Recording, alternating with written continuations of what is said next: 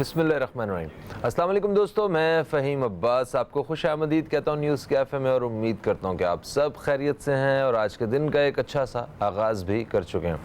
आज का हमारे दिन का आगाज़ हमारा आगाज़ जो है वो थोड़ा सा लेट हुआ है। हमारा शो जल्दी शुरू हो जाया करता है।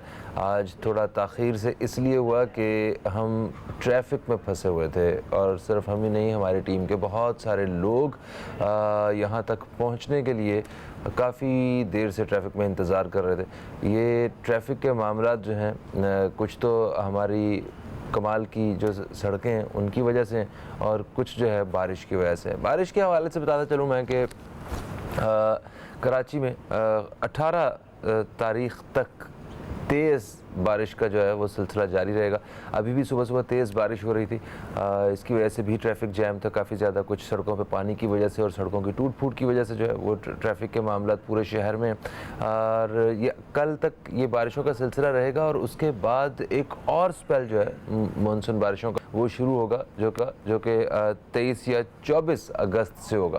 तो मतलब ऐसी सूरत हाल में इतनी ज़्यादा बारिशें हम कैसे इनसे सामना कर पाएंगे और किस तरह इन हालात का मुकाबला कर पाएंगे, इस बारे में आज अपने प्रोग्राम में बात करते हैं। मेरे साथ मौजूद हैं जनाब अरसलान खान नूरी साहब। आपको खुश आमदीद। अस्सलाम वालेकुम, कैसे हैं आप? वालेकुम अस्सलाम साहब, आप कैसे हैं? मैं बिल्कुल ठीक हूँ, बिल्कुल ठीक हूँ। आपको भी उतनी ही तकलीफ़ का सामना करना पड़ा ट्रैफिक में यहाँ पहुँचने के लिए?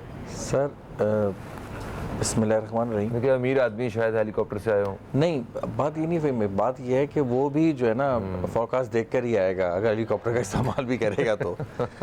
बात ये है कि बारिशों ने ये तो अल्लाह की रहमत है और लेकिन हम लोग जो है ना इस रहमत को कंसीव नहीं कर पा रहे और उसकी वजह बुनियादी हमारी गलतियाँ कह लें, हमारी नाअहली कह लें, हमारा निज़ाम सिस्टम का बहुत बड़ा रोल है इसके अंदर। क्योंकि बहुत अरसे से अंग्रेज़ों का बनाया हुआ निज़ाम चल रहा है। वो जो रेलवे बना के चले गए, वो जो रोड बना के चले गए, वो जो सिस्टम बना के चले गए, कराची में कोई डेवलपमेंट हुई ही नहीं बड़े अरसे से।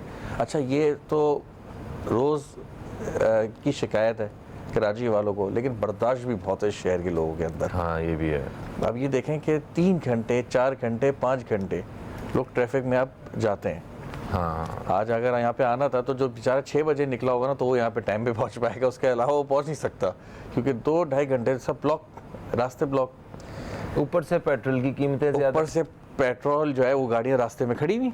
इंसान नपा तोला पेट्रोल लेके जाता है कि मैं ऑफिस तो पहुंचूं, वापसी में भरवा लूंगा। अब वो भी ऑप्शन चला गया उसके पास से कि जो रास्ते में कई गाड़ी बंद पड़ी होती है। रास्ते में मैंने कई गाड़ियां देखी जो बंद थी रास्ते में। मैंने भी 2 गाड़ियां तो मैंने देखी हैं अभी सिर्फ इसी पुल पे, जाम सादिक वाले ब्रिज पे, जो हमेशा ही बंद रहती है ट्रैफिक यहाँ पे। ये तो पता नहीं किनको हमें जो है ना चीख के सुनाना पड़ेगा कि भाई खुदा का वास्ता है, ये कोरंगी से जुड़ने वाले ये 3 रास्ते हैं, तीनों बर्बाद हो रहे हैं और एक पुल है यहाँ पे। किस दिन अल्लाह ना करे गिर जाएगा तब ख्याल आएगा आपको। हम यहाँ पे हर दफ़ा हम बोलते हैं। खैर सर, मैं तो सिस्टम से बोलने गया, बोला भी मैं बल्कि मुखातिब करूँगा यहाँ के जो डिप्टी कमिश्नर हैं डॉक्टर अली जैदी। मैंने उनको कॉल कई दफ़ा कांटेक्ट करने की कोशिश की और DMC एडमिनिस्ट्रेटर ने भी बोला कि भाई मैंने बोला उनको कि भाई ये जो ब्रिज है ना ये हम बनाएंगे, आप कम से कम हमको मशीनरी तो प्रोवाइड करें, हमको बताएं तो कि करना क्या है, कैसे करना है। कल हम आ जाए फिर हम पर कोई एक्शन ले लिया जाए कि भाई गवर्नमेंट प्रॉपर्टी आप कुछ कर रहे हैं, तो ये बात करने के लिए भी जो है ना उनके पास वक्त नहीं है। और क्योंकि बहुत ज़्यादा जिम्मेदारी हैं इन लोगों पे कि जो ज़रूरी काम है ये वाले, वो उन्हीं के लिए वक्त नहीं है। मुझे ऐसा लगता है कि वो अभी मैं सोच रहा था कि इवेंट रख रहा था मैं एक्सपो सेंटर में, सोच रहा हूँ कि यहीं कहीं करीब में रखूँ ताकि CM साहब अगर जब आएँ कुछ केक काटने के लिए तो कम से कम ये जो उनके घर के करीब जो है ये हरकत में आए। मेरे बड़े अच्छे दोस्त हैं वो। मैंने उनको बोला कि भाई मैं चाहता हूँ कि ये, अच्छा एक और आपको बताऊँ, ये जो जाम सादिक ब्रिज है ये सेफ नहीं है। अब वजह यह है कि रोज़ सरिया यहाँ से जो है वो चोरी हुआ जा रहा है। कई वीडियोस इस पर बन चुकी हैं। यहाँ से जब हम रास्ते से आते हैं कई लोग जो है इस पर वीडियो बना के DC ऑफिस को अप्रोच भी किया है, लेकिन कोई बात सिर्फ हमारे फंड्स की नहीं है। पैसा लोग लगाने के लिए तैयार हैं, लोग बनाने के लिए तैयार हैं, इन लोगों के पास वक्त नहीं है। अच्छा, तो वो तो आप सीएम साहब को तो उस टाइम बुलाइएगा, उस आप जिस जगह पे भी रखें कुछ ऐसा वेन्यू होना चाहिए कि उनको इन सड़कों से गुजर के आना पड़े, ठीक है, क्योंकि शहर की 145 सड़कें जो हैं वो इस वक्त टूट फूट का शिकार हैं। और अगर हम सिंध हुकूमत के जो नुमाइंदे अगर इनसे पूछा जाए तो वो आपको ऐसा बयान करेंगे कि जैसे हमारा कोई सड़क ख़राब है ही नहीं, क्योंकि जैसे बिलावल हाउस आने के लिए भी वो लियारी एक्सप्रेस वे से बाहर से आना होता है, और रास्ते में जो थोड़ा सा कुछ किलोमीटर का एरिया है उसमें झंडे भी लगे हुए हैं बाकायदा कि पूरा शहर आपके गीत गा रहा है, कोई मसला नहीं है, पानी भी नहीं है यहाँ पे, सारे मामला ठीक है। मगर इनके जो रास्ते हैं जहाँ से इनका गुजर होता है उसके अलावा 145 सड़कें शहर की टूटी हुई हैं, जिसकी वजह से मुख्तलिफ मकामात पे शदीद ट्रैफिक जैम रहता है, और बहुत से इलाकों को आपस में मिलाने वाली सड़कें जो हैं वो ज़ेर आब आ चुकी हैं। हालात इस वक्त बारिश की वजह से और नाकस इंतज़ामात की वजह से, नाकस सीवरेज के निज़ाम की वजह से इस वक्त मुश्किल से मुश्किल तरीन होते जा रहे हैं। फिर पेट्रोल महंगा, हर चीज़ महंगी, लोगों की परेशानियों में शदीद इजाफा। अगर आपको हर तरफ से यही खबर मिल रही हो कि ये चीज़ महंगी हो गई है, ये महंगी हो गई, आज इसकी कीमत में इजाफा हो गया, आज इतने यूनिट्स खर्च करने पे इजाफा हो गया, आज हमें इस तरफ भी जो है ना वो बड़ी बचत के साथ गुजारा करना पड़ेगा, तो ऐसी सूरत हाल में आपको ये खबर मिले कि कहीं किसी चीज़ की कीमत कम हो गई है या हमारे बजट में आ गई है, तो वो ज़रूर सुनानी चाहिए। मैं आपको एक ख़बर सुनाता हूँ, इंटरनेट के हवाले से है ये, और हमारे फ़ोन के हवाले से है, क्योंकि इंसान जो है वो सारिफ है आजकल इन दोनों का। यूफ़ोन आपके लिए एक बड़ी ज़बरदस्त ऑफ़र लेके आया है। इस महंगाई के दौर में जब सब कुछ महंगा हो रहा है तो यूफ़ोन लाया आपके लिए सबसे बड़ी और सस्ती offer, 40 GB high speed data, free calls Ufone और PTCL पे, और ये ऑफ़र आपको मिलती है 299 रुपये में। आप गेमर हैं या फ्रीलांसर हैं, आपको हैवी फाइल्स जो हैं वो ट्रांसफ़र करनी होती हैं, तो ये आपके लिए बेहतरीन ऑफ़र है। तो अभी यूफ़ोन की फ्रेंचाइज पर जाइए और यूफ़ोन की इस ऑफ़र से फ़ायदा उठाइए। मैंने कहा अच्छी खबर है, ये भी आप तक पहुँचा दी जाए। ये जो सड़कें टूटी हुई हैं, इसका मतलब आप क्या समझते हैं कि ये नाकस मटेरियल जो है उसके इस्तेमाल होने की वजह से, या एक दफ़ा बन जाने के बाद अरसा गुजर जाता है उनको मेंटेन नहीं किया जाता, इस वजह से ये हालत है उनकी?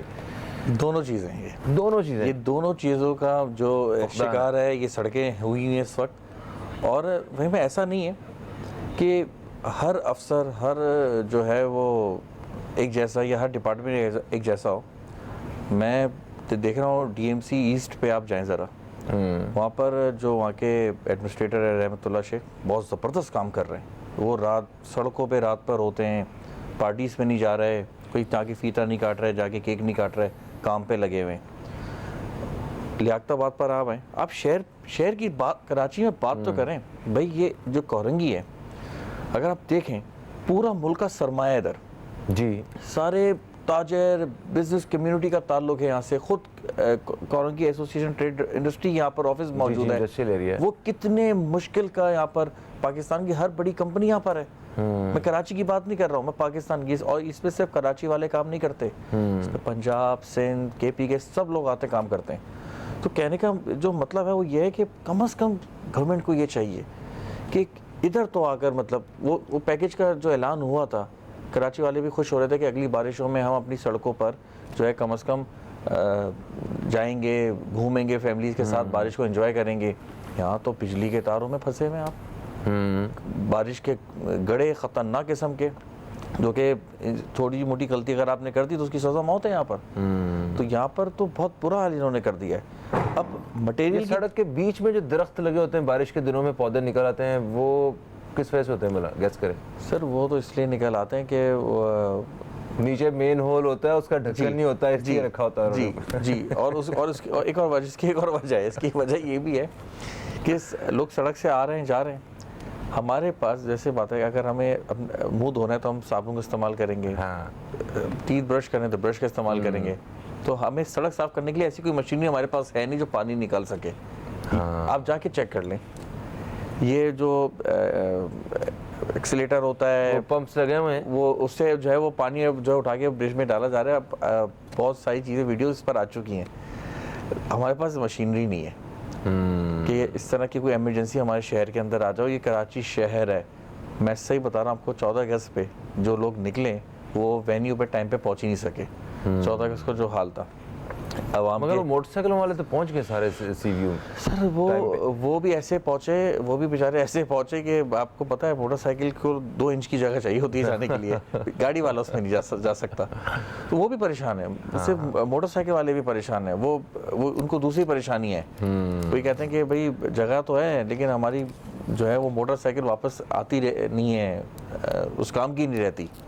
सही। अच्छा, फिर आप ये देखें कि हमारे पास यहाँ पे जो सेहत की सहूलतें हैं वो ना होने के बराबर हैं। मेडिकल आजकल जितने हादसात हो रहे हैं, ख़ास तौर पे बारिश की वजह से, कभी कोई करंट की वजह से, कभी कोई मेन होल में गिरने की वजह से, और पता नहीं कितने ज़्यादा मसाइल हो रहे हैं। तो ऐसी सूरत हाल में आपको लगता है कि हुकूमत को कोई ना कोई कम से कम जो सेहत की सहूलतें जो है वो फराहम करने के लिए कुछ थोड़ा सा सपोर्ट करना चाहिए?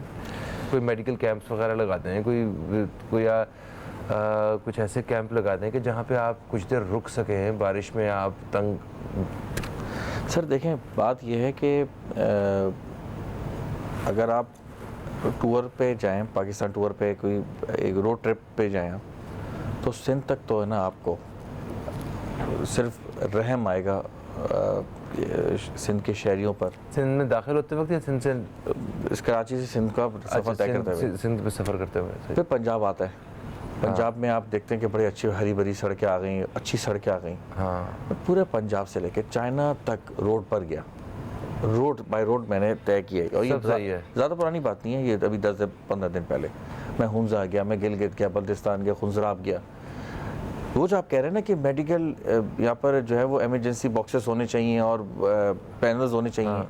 वहाँ पर खुंजराब पे कभी जाने का इत्तेफाक हो आपका, तो वहाँ पर ऑक्सीजन नहीं आती है। ठीक है। तो उन्होंने वहाँ पर जो है वो मेडिकल हाउस बनाए हुए हैं, उधर ऑक्सीजन सिलेंडर्स रखे हुए हैं। अच्छा, ऑक्सीजन वैसे ही कम है बुलंदी की वजह से। तो वहाँ पर उन्होंने काफ़ी जो है ना उसका इंतज़ाम किया हुआ है। और सिर्फ वहाँ नहीं कि वहाँ पर आपके बाकायदगी से चेकिंग होती है, आपके रिम्स की, वो गर्म तो नहीं हो गए। हाँ, आपके देखा जाता है कि आपको ऑयल फिल्टर की ज़रूरत तो नहीं पड़ जाएगी रास्ते में आपको। ये पाकिस्तान की मैं बात कर रहा हूँ, जब आप अंदरून सिंध और सिंध से बाहर जाते हैं। तो यहाँ जाते तो मैं आपको बताऊँ, मैं खुद बाय रोड काफ़ी ट्रैवल करता हूँ और मेरे डिप्रेशन ही हुआ है ये देख के कि यार ये हमारी सड़कें कब बनेंगी। ये मतलब जो लोग आपको राइट लेफ्ट नज़र आ रहे हैं, इन बेचारे लोगों का क्या कसूर है? क्या वो हमारे पाकिस्तानी बहन भाई नहीं है? क्या उनको हक नहीं है कि वो भी चप्पल पहने अपने पाँव में? क्या उनके पास जो है ये सहूलत नहीं होनी चाहिए कि वो भी साफ़ कपड़े पहने, अपने बच्चों को, जो छोटे छोटे बच्चों को बाहर बकरियाँ चराने के लिए उन्होंने वो तो खड़ा किया हुआ है, वो भी स्कूल में जाएं, पढ़ें? क्या उनका पाकिस्तान पे और इन सारी चीज़ों पे कोई हक नहीं? हर चीज़ का खैर, ये हमारे अवाम को सोचने की ज़रूरत है, अपने अपने घरों में बैठ के, आलीशान घरों में बैठ के ये ड्रामा करने की कि हम अवाम के बड़े हमदर्द हैं, ये इसकी कोई ज़रूरत नहीं है। अमली तौर पर काम करने की ज़रूरत है। थैंक यू सो मच, आप तशरीफ़ लाएँ। दोस्तों, प्रोग्राम का वक्त अपने अख्ताम की तरफ बिल्कुल नहीं आया है, अभी हम एक वक्फे की तरफ बढ़ रहे हैं। वक्फे से वापस आएंगे तो हमारे साथ एक और मेहमान होंगे जिनसे हमने बहुत ही अहम मालूमाती गुफ्तगू करनी है। कहीं मत जाइए, अब तक देखते रहिए न्यूज़ कैफ़े, देखते रहिए।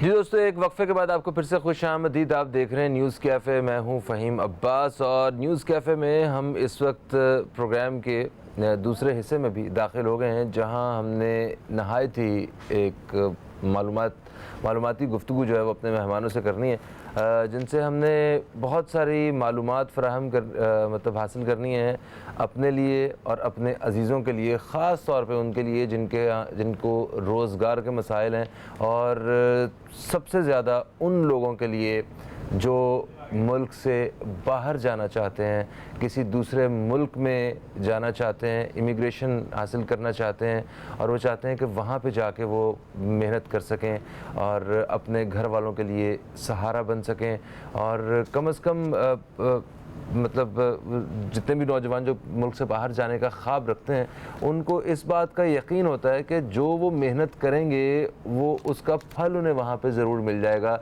और वो कुछ भी करें वो उनके वहाँ मेहनत करने से, वही मेहनत जो यहाँ पे करते हैं यही मेहनत बाहर करने से उनके घर के सिस्टम चल सकते हैं। और वो तो इस किस्म के ख्वाब रखने वाले लोग जो पूरे घर के बारे में, पूरे ख़ानदान के बारे में सोच रहे होते हैं, अपनी ज़िंदगी की परवाह किए बगैर कि उन्हें कहाँ पे कितनी मेहनत करनी पड़ेगी, कब सोएंगे, कब खाएंगे, इन सारी चीज़ों को एक साइड पे करके और घर वाले भी जब उनको भेजने की कोशिश करते हैं तो वो कुछ ऐसे गलत हाथों में चले जाते हैं लोग कि हम देखते हैं कि गैर कानूनी तौर पे फ़लानी जगह पे मुल्क किसी बॉर्डर को क्रॉस करते हुए जो है किसी को गोली लग गई, कोई वापस ही नहीं आ सके, किसी को किसी दूसरे मुल्क में कैद हो गई, कई कई साल वहाँ पे रहे। तो यहाँ जो बहनों ने अपने जेवर और अपनी अंगूठियाँ कांटे बेच के अपने भाइयों को जो है वो बाहर भेजा होता है, वो पैसे भी ज़ाया हो चुके होते हैं और उनकी सारी कोशिश, उनका इरादा, उनकी नीयत वो भी सारी जो है ना वहीं की वहीं ढेर हो जाती है। क्यों? क्योंकि उन्होंने सही रास्ता नहीं अपनाया होता।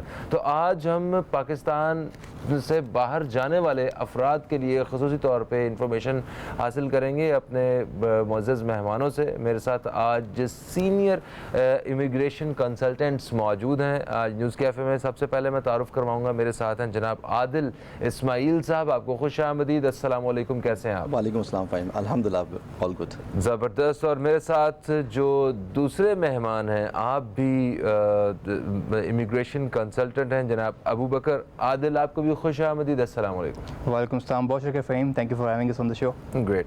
और हमारे ये जो मेहमान हैं इनका ताल्लुक़ है सुपीरियर कंसल्टिंग से और सबसे पहले मैं बात करूँगा आदिल इस्माइल साहब से। सर, ये जो माशी बहरान का शिकार हैं हम इस वक्त, है ना, जिसमें हर शख्स को ये शिकायत है कि यार उसका गुजारा नहीं हो रहा, यार रुपीज़ में कमा के डॉलर्स के हिसाब से हमें महंगाई जो है ना वो उसका सामना करना पड़ता है। तो कुछ ऐसा हो कि हम मुल्क से बाहर चले जाएं और वहाँ जाके जो है वो मेहनत कर सकें। ये आइडिया कितना अच्छा है, इसके ऊपर क्या वाकई नौजवानों को ऐसे ही सोचना चाहिए, और अगर सोचना चाहिए तो उसके लिए कौन से रास्ते अपनाने चाहिए, इस पर रोशनी फरमाइए। वेल फ़हीम, देखें, आइडिया तो बिल्कुल नया नहीं है। हाँ। और एक तरह से आप कहना चाहिए कि दिहाई गुजर चुकी हुई है जिस पर लोग माइग्रेट करते हैं और माइग्रेशन करना चाहते हैं। यही वजह है कि कनाडा में सबसे ज़्यादा लोग माइग्रेट करते हैं। ठीक है। और ऑस्ट्रेलिया में भी जा रहे होते हैं। तो माइग्रेशन का जो पर्पस है वो यही है कि हम बेहतर रोज़गार और बेहतर लाइफस्टाइल हासिल कर सकें। सिर्फ मकसद रोज़गार भी नहीं है, क्योंकि रोज़गार हासिल करने के साथ साथ बेहतर लाइफस्टाइल, जहाँ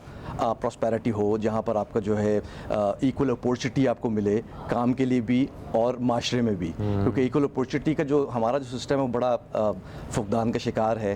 तो उस बुनियाद के ऊपर हमें वो चीज़ें नहीं मुयसर आती हैं। और कई जगह पर अगर हमें मुख्तलिफ आई गेस आई मीन अगर कोई जो है वो अच्छी जॉब भी लिया हुआ है या अच्छी डेजिग्नेशन के ऊपर है या अच्छा बिजनेस भी अगर कर रहा है, तब भी जो महरूमियाँ हैं माशरे की, उसकी वजह से वो चाहता ये है कि यहाँ से माइग्रेट की जाए और फर्स्ट वर्ल्ड कंट्री में जाया जाए। और फर्स्ट वर्ल्ड कंट्री के अंदर आपको, जैसे हमारे यहाँ जो इन्फ्लेशन रेट जिसका आप माशी बहरान के तस्करा कर रहे हैं, वो 12% से भी ऊपर जा चुका हुआ है। तो उस बुनियाद के ऊपर हमें, बल्कि जो रीसेंट रिपोर्ट है वो तो 20 और 20 से अबव की इन्फ्लेशन रेट है।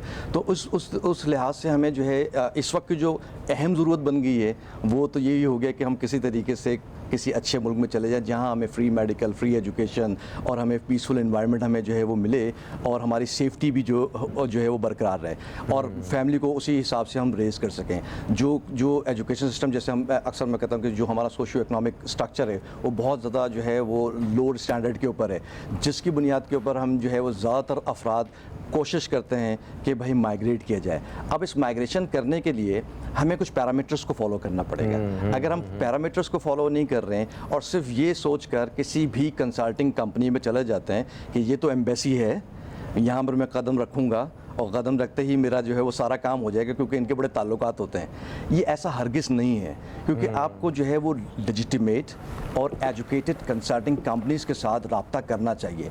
और जो एक रुझान है कि बस जो मैंने कहा कि कंपनी में मैंने कदम रखा और मैं चले जाऊंगा, तो वो उसको जो है वो मैं छोड़ना पड़ेगा, क्योंकि हमारी रिसर्च बहुत कम है। हम एजुकेट नहीं हुए, हमें एजुकेट करने की ज़रूरत है। एजुकेशन सिर्फ जो है वो डिग्री लेने का नाम नहीं है, आपको शऊरी तौर पर जो है वो बहुत ज़्यादा आपको हाई अप होना पड़ेगा, तब आप जो है वो डिसाइड कर सकते हैं कि व्हाट इज़ रॉन्ग और व्हाट इज़ नॉट। तो वो आपको जब आप देखते हैं, समझते हैं, तो फिर आप प्रॉपर पैरामीटर्स के ऊपर फॉलो करते हुए और प्रॉपर गाइडेंस के ऊपर आप जो है सही वो कर रहे सही होते सही। अच्छा, तो हमारे यहाँ पे मतलब ऐसे कंसल्टेंट्स भी हैं जो गलत गाइड कर रहे हैं नौजवानों को? अनफॉर्चुनेटली हमारी जो इंडस्ट्री है वो बड़ी नोटोरियस है। और जैसे हम कहते हैं ना माजरत के साथ कि अगर हम हमारे पुलिस भाइयों को देखें तो एक ही तासुर आ रहा होता है कि यार ये अच्छा काम नहीं कर रहा। तो यही same is the case with consultants. जितनी कंसल्टिंग फर्म में 98-99% जो कंपनीज है या तो स्कैम कर रही हैं, या वो सॉफ्ट स्कैम का सहारा ले रहे हैं, या वो मिसगाइडेड कर रहे हैं लोगों को। अच्छा। ये एक बड़ा फुकदान है। मैं बड़ा वोकल हूँ इस बात के ऊपर, और अक्सर लोग जो है वो इसको सोच भी रहे होते हैं कि भाई आदिल साहब जो है वो ज़्यादा जो है वो क्यों बात करते हैं स्कैम्स के ऊपर। तो बड़ा आसान सा एक है कि आपके इंसानियत भी होती है आपके पास ना। अगर फॉर एग्जांपल मुझे जब ये लोग कहते हैं कि यार आप ही क्यों बोल रहे हैं स्कैम्स के बारे में, तो मैं ये कहता हूँ कि बड़ी आसान सी बात है कि अगर आपके घर के बराबर में या दोस्त अहबाब में अगर कोई जो है वो आग लग जाए खुदा ना खास्ता, आप क्या करेंगे? आप उसको रेस्क्यू करेंगे ऑब्वियसली। ये इंसानियत नहीं है कि मुझे पता चल रहा हो, लोग आ रहे हों और आपके सामने रो रहे हों और वो बयान कर रहा हूँ कि मुझे यहाँ यूं डिच हो गया है और यूं मुझे मिसगाइडेड जो है मैं हो चुका हूँ। तो मेरा फ़र्ज़ है, देखें किसी ने तो आवाज़ रेस करनी है। राइट। और वैसे भी कहते हैं कि जब आपको सिर्फ दौलत इकट्ठे करने का जो एक नशा लग जाए तो फिर सही और गलत की तमीज़ भी भूल जाते हैं। तो जब सही और गलत की तमीज़ ख़त्म हो जाए तो इंसानियत तो बहुत दूर रह जाती है कहीं। अच्छा, अबू बकर आदिल, मैं आपसे ये पूछना चाहूँगा कि मुल्क से बाहर जाने के लिए जो हुनरमंद अफराद हैं, ठीक है, उनका कितना स्कोप होता है? क्योंकि हमारे यहाँ बड़े काबिल लोग जो हैं वो मौजूद हैं हर शोबे में, हुनरमंदी के हिसाब से देखा जाए तो इसकी कितनी इंपॉर्टेंस है? थोड़ी सी इस पर रोशनी डालिएगा। बिल्कुल ऐसे ही है पाकिस्तान में और एशियाई ममालिक में। अगर हम देखें ख़ास तौर पे तो हमारे पास जो मेजर ऑडियंस है वो स्किल्ड वर्कर्स की ही है और स्किल्ड प्रोफेशनल्स की है। उसमें डॉक्टर्स हैं, इंजीनियर्स हैं, नर्सेज हैं, IT प्रोफेशनल्स हैं। सो इनकी हमेशा से डिमांड होती है। फर्स्ट वर्ल्ड कंट्रीज़ इनको टारगेट करते हैं कि ऑब्वियसली स्किल्स लेकर आएंगे। और जब आप एक इमिग्रेंट के तौर पर जाते हैं तो आप मल्टीकल्चरलिज्म भी लेकर जाते हैं। और जैसे कहते हैं ना कि जब सन ऑफ सॉइल होता है तो उसको इतनी शायद कदर नहीं होती, लेकिन जब बंदा माइग्रेट करके जाता है तो वो ज़्यादा मेहनत भी करता है। तो उनके लिए स्कोप अच्छा है। ऐसे जैसे कि अगर हम कनाडा के उससे बात करें तो वहाँ पर इन्होंने प्रोग्राम अपने लॉन्च किए हुए हैं डिफरेंट इमिग्रेशन के, जहाँ पर हमारे पास कोटा हमें पता है कि एक मौजूद है। और अगले 3 सालों में एक बड़ा एम्बिशियस प्लान है कि तकरीबन 1 मिलियन से ज़्यादा लोग उनको चाहिए स्किल्ड वर्कर कैटेगरी में ख़ास तौर पे। सो येस, स्कोप मौजूद है, बट वही अगेन जिस तरह आदिल साहब ने भी फरमाया कि थोड़ा सा रिसर्च की कमी होती है यहाँ पर लोगों को। अक्सर लोगों को एलिजिबिलिटी क्राइटेरिया जो है वो पता नहीं होता, उसको पूरा नहीं कर रहे होते। अक्सर यहाँ पर कंसल्टेंट्स जो हैं वो ये कहते हुए पाए जाते हैं कि जी आपका ठीक है तालीम नहीं है तो भी आप जा सकते हैं, अंग्रेज़ी का मैार नहीं है तब भी आपको जो है वो हो जाएगा। वेयरएज़ ऐसा नहीं है, आपको जो है वो अंग्रेज़ी में भी महारत चाहिए होती है।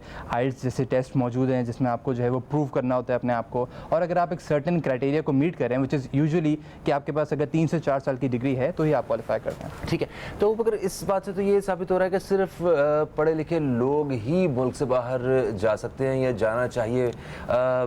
इस पर भी थोड़े से करेक्शन कीजिएगा और ये भी बताइएगा कि हर तबके के लोग जो हैं वो मुल्क से अगर बाहर जाना चाहे तो उनको कौन कौन से ममालिक ऐसे हैं जहाँ पे उन्हें जाना चाहिए?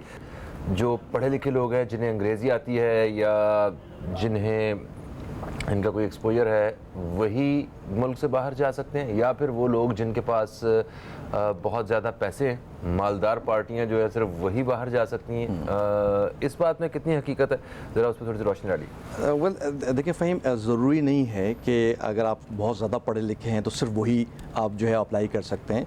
आप कम तालीमी याफ्ता, ये तो नहीं हो सकता कि आप बिल्कुल गैर तालीमी याफ्ता है तो आप इमिग्रेशन की बात करें। माइग्रेशन जो है वो आपकी सकूनत अख्तियार करने का नाम है और आप फर्स्ट फर्स्ट वर्ल्ड कंट्री में, इंग्लिश स्पीकिंग कंट्री में जाने की बात कर रहे ठीक हैं। है। तो इतनी अहलियत आपकी होने चाहिए जो आप पैरामीटर जैसे हम कह रहे हैं कि एलिजिबिलिटी क्राइटेरिया को मीटअप कर सकें।